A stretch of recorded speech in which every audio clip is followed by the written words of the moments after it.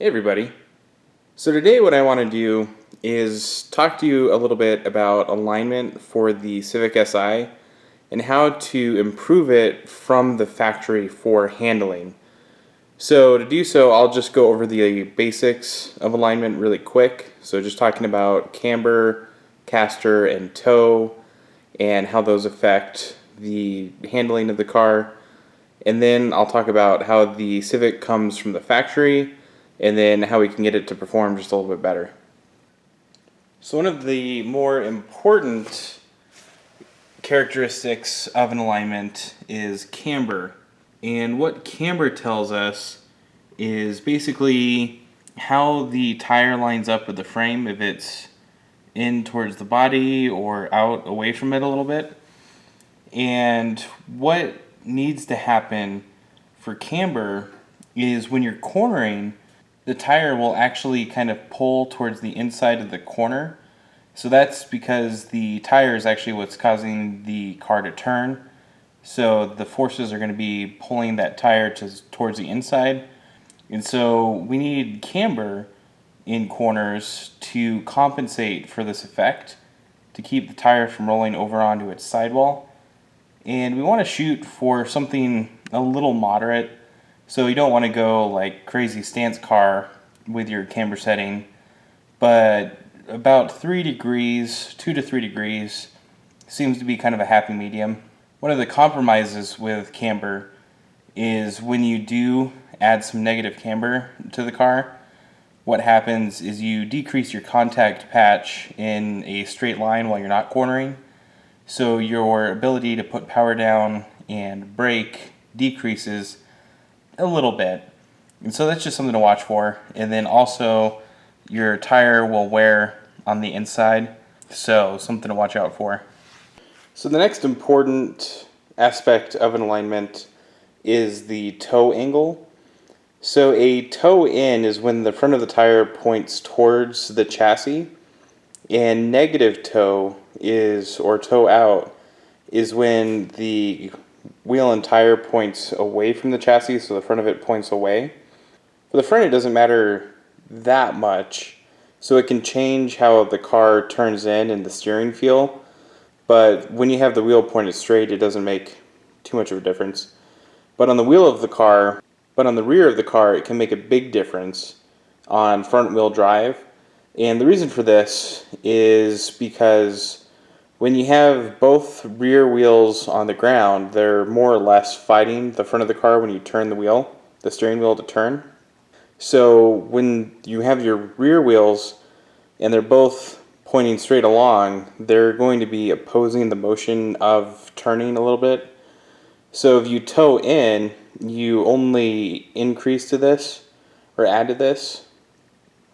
Whereas if you can toe out, then it makes the rear of the car a little bit more dynamic.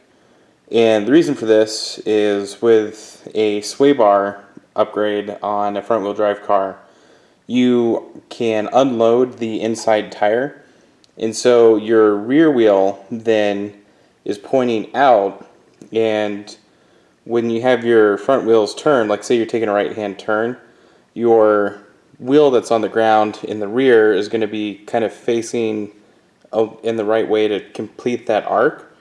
So it'll actually help with toe out in the rear as opposed to toe in. But one thing to watch out for is this can make the car unpredictable on the streets, so you don't want to go too far, and it also contributes to tire wear. The last aspect of alignment is caster angle, and this only applies to the front of the car, but caster angle is basically how the strut fits in the suspension and at what angle. So a caster of 0 means that it's sitting completely vertical, and some caster angle means that your strut is facing one way or the other, and this just contributes to the steering feel of the car more or less. But on our cars, it really isn't adjustable, so I won't go into too much detail about it. So the Civic Si from the factory is actually set up to understeer under power, and the reason for this is it's one of the easier loss of traction scenarios to fix for drivers. So when you hit the gas and you begin to understeer in front wheel drive, it's intuitive to let off of the gas. And so when manufacturers set up the cars to understeer from the factory and drivers intuitively lift off the gas, it just fixes itself and everything is good to go. But to improve handling characteristics, what we will actually want to do is we want to change the behavior of this and set it up such that the rear is actually more willing to rotate. So when I talk about how it's designed to push from the factory, the front suspension is stiffer than the rear. And so that means that the front suspension is going to weight or transfer its weight to the rear quicker, and it'll also lose traction on an inside tire a little bit quicker with that stiffer suspension. In addition to this, the alignment from the factory is set up such that the rear is designed to have more grip than the front. So in the rear, as we were talking about, negative camber helps when you're turning. From the factory, it comes with 1.5 degrees of negative camber, and it also has positive toe. For the front, we actually come from the factory with 0 camber, so a neutral camber there, and 0 toe. So as an example of what you'll see with not having enough negative camber in the front, or actually front and rear, but especially the front, is you'll notice this ring develop on the outer shoulder. And this is only if you're driving really aggressively. So if you're on the street, it doesn't matter. But driving really aggressively, so like autocross for example, you'll see this ring of wear develop along the sidewall here. And that's from the tire rolling over, as we talked about earlier. So what we'll do is, in aligning this, we'll try to add some negative camber to the front, and then we'll leave the toe alone. So we'll leave that at 0 toe. I think that's a good setting for these cars.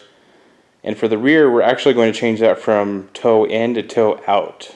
So let me show you a Honda factory service manual approved method of getting a little bit of negative camber out of these without any parts.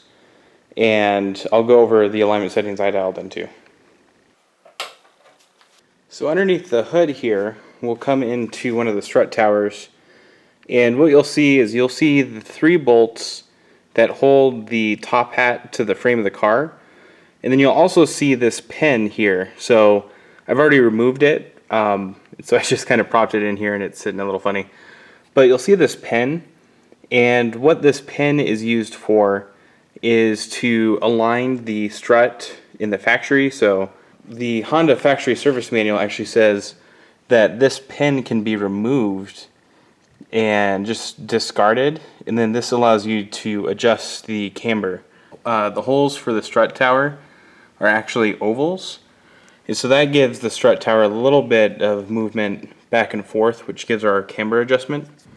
So what you have to do is remove this pin, and then once you do that, it's only good for about plus or minus 0.4 degrees of camber, but anything is better than 0 really. So to remove this pin, there are 2 different styles that you may have on your car depending on what year and where it was built. So the first style is this type with the threaded top. And so this is actually just pressed in to the strut tower here. And to remove it, what you do is you place 2 to 3 large washers over the pin. And once you have the washers placed, what you'll do is you'll use a bolt on the top of the pin, and you'll use the threads to push the pin out of the strut tower. And with your washers, basically just spacing it out there, it'll just pop right out. It may put up a little bit of a fight once you get past the initial pop, so it may not come out all the way depending on how many washers you have. And if that's the case, you just have to pry on it a little bit just to get it to come out. But it's really not too difficult to do. The other style of pin has a hex feature on top that you can use a wrench on. So the manual tells you to put a wrench onto that hex feature and just kind of rock it back and forth while prying, and then it should pop right out with those two combined. And what's tempting is to use one of these bolts because they're actually the correct thread pitch. But where we ran into difficulties is, you can see I don't have the right bolt in here. And what happened is we took this bolt here and put it on the pin to pry it out.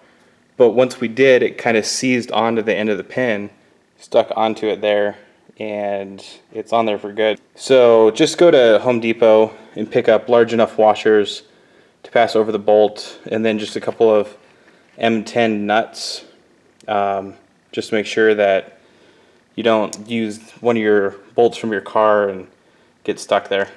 So once that's removed, you just loosen the nuts for the strut tower. Just push it all the way, or depending on if you have a camber setting in mind, you can adjust it first and decide where you want to go. But I just went full negative for autocross on both sides. So once you do that, you just retighten your nuts to the proper spec. And what you're left with is you have this hole from the wheel well to the engine bay now. So Honda actually has a part that they specify to cover this hole. So Honda actually makes this seal to go over the hole once you remove the pin, and they're pretty inexpensive. I think this was like 70 cents plus shipping, so not that big of a deal. I'll put the part number in the description, and if you make a mistake like I did, I'll put a part number for the nuts, OEM nuts from Honda, just so you have that for reference. So just place your sticker on there.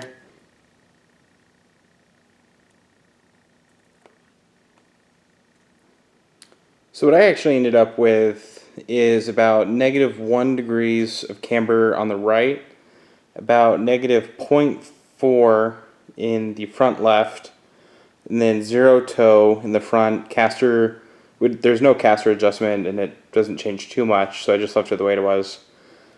If you're going to be doing this like a string alignment on your own, make sure you adjust the rear toe first and then move to the front of the car, because for whatever reason, I still haven't pieced it together, but the rear of the car affects the front toe, so just make sure you take care of the rear and then come to the front. With the rear, when you change the toe, it changes the camber as well, but it's a pretty small effect and it really didn't make much of a difference. So hopefully you found this video helpful, talking about the alignment on the Civic Si and what seemed to help for autocross, and also how we get some of that alignment capability out of our cars and what the different meanings are. So if you have any questions relating to this video, be sure to ask in the comments, and either myself or somebody else will hopefully be able to answer your question. But let me know if there's anything else you'd like to see with the Civic Si, setup-wise or autocross-wise. Actually getting ready to head out to autocross solo nationals here in the next week or so, depending on when I get around to publishing this. So hopefully everything kind of comes together and the car performs to my expectations in Lincoln. But as always, thanks for watching, and I'll catch you next time.